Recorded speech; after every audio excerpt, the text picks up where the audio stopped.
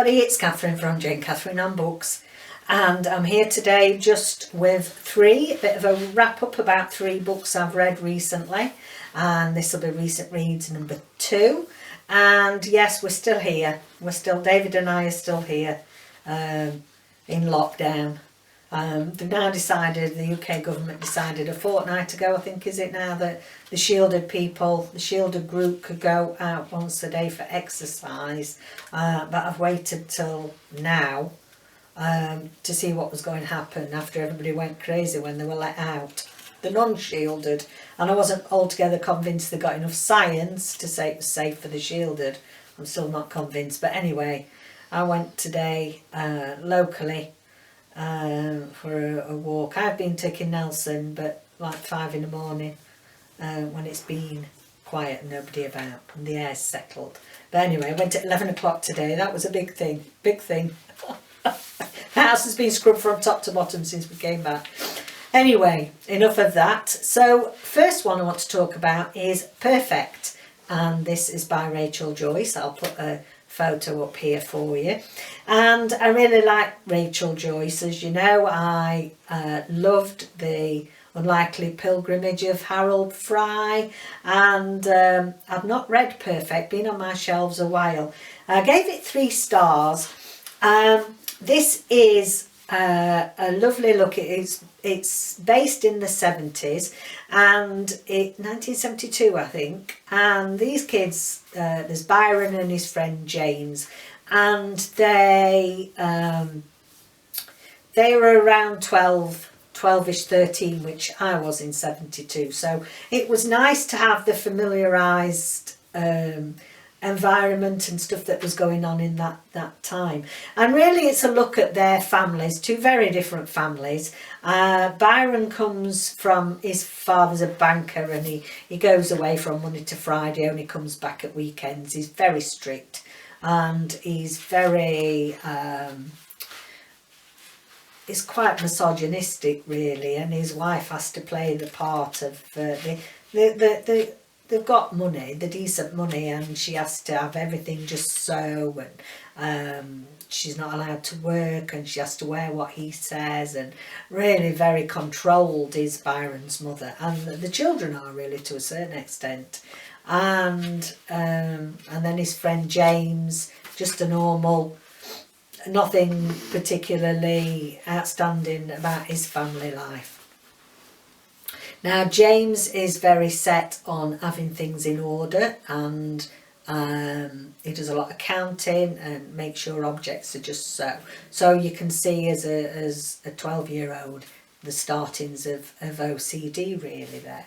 And it's just rambling along steadily, and Byron's father buys this great big thing, it's a Jaguar, expensive car for the wife to drive, and she's a bit scared and nervous because she don't put, foot out of place with the husband as he is, and she takes the kids to school in the car and knocks over a little girl. She's always been told that she can't go through the rough estate in town, but anyway, they're late, and she takes a shortcut through the rough estate, as it were, and knocks this little girl down. But she doesn't realise she's knocked the child down at all. It's only Byron and his sister. So Byron then, it really plays on his mind, and he hatches up a plan to see how they can find out if this girl's okay with James. And so we're in 2 timelines. We then move to present day, where Jayne, they're both adults, and it's more than about the life of James. He lives on his own in a caravan, and he is very much a loner, and there's an excellent representation really of someone who suffers from OCD. Excellent. And even about how it affects him at work, affects him in his private life. And yes, I thoroughly enjoyed that section of it. I thought that it was, if you wanted a book for mental health-a-thon and you needed good rep for OCD, then Perfect you know, this is a good book to choose.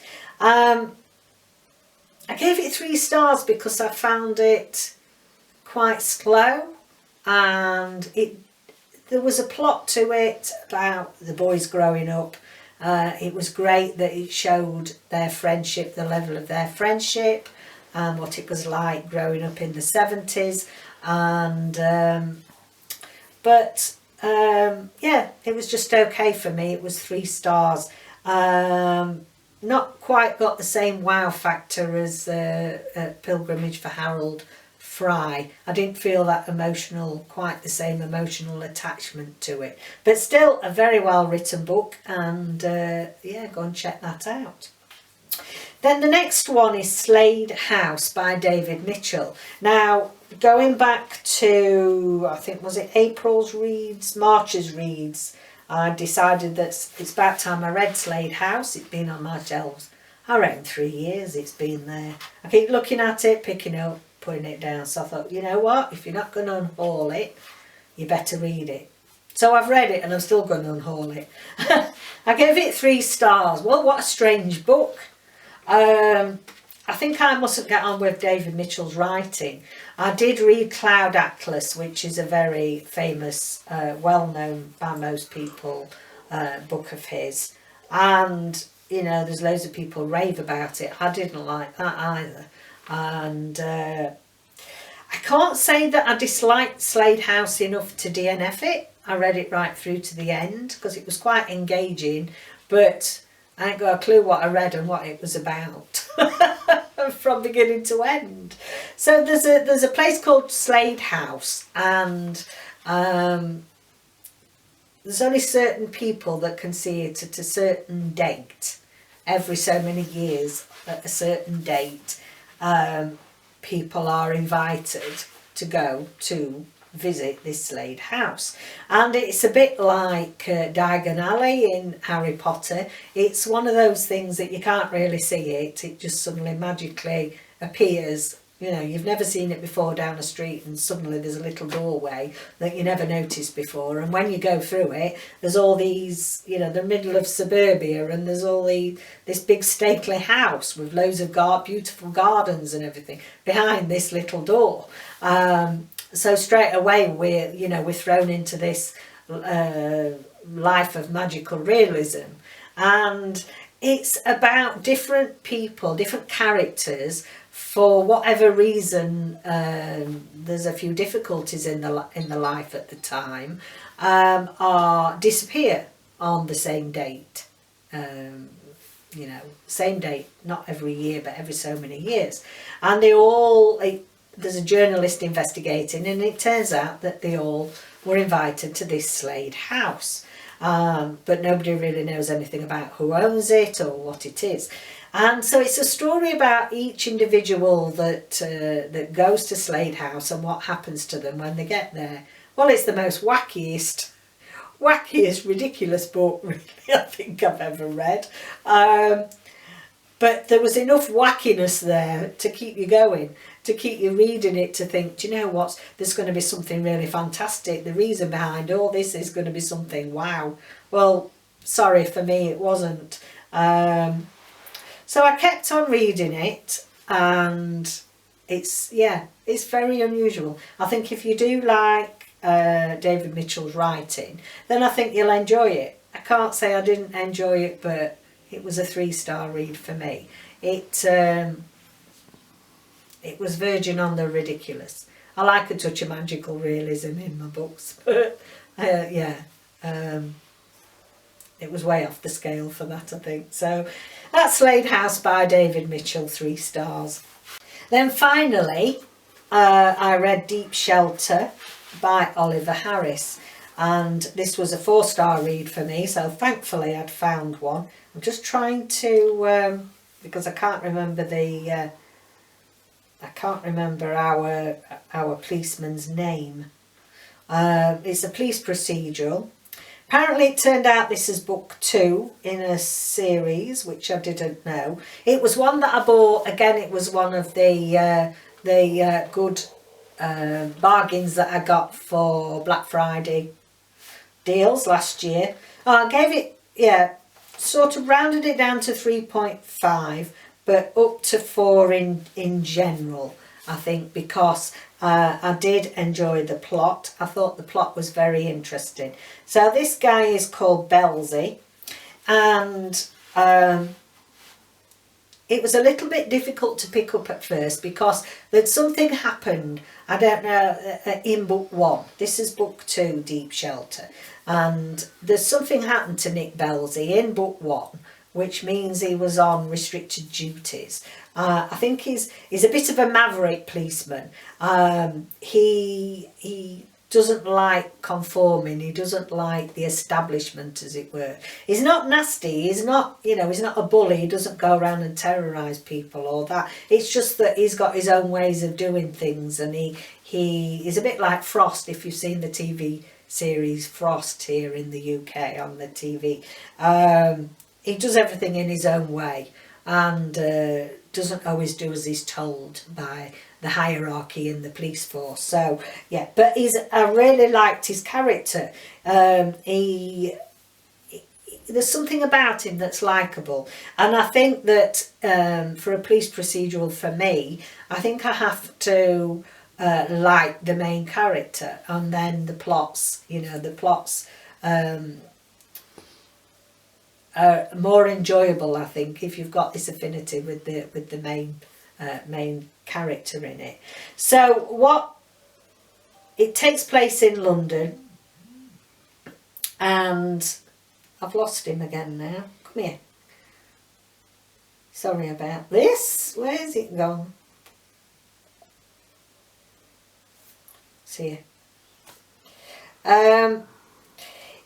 Yeah, so it takes place in London, and it's quite intriguing, really, because they find that there's an underground shelter system under London, and I presume this is true, that in the Second World War, it used to be like underground rooms and things where they had dealings for managing the war and the forces and what was happening, and there was a lot of secretive stuff going on underground, and that it's all derelict, but accidentally he comes across this, and there's something a bit strange going on. He goes down to investigate, and people have been there recently. There's food and drink there, and initially what sparks his interest is he finds loads of booze down there that he thinks he can take back home, and he's got a few dodgy friends he could sell it to. So that's how he originally gets interested in it. And he meets a girl and goes out with her on a few dates and decides he'd go and show her this underground tunnel, and that's about as much as I'll say. She disappears while they're down there, and it's very intriguing. You get to know more. I think that it'd be very interesting if you are actually from London. You may well, they may well know more about these various parts around London where they used to be able to access these underground rooms and tunnels. So I think it's a very interesting plot there. Reason why I didn't give it more is it could have been a bit more dynamic.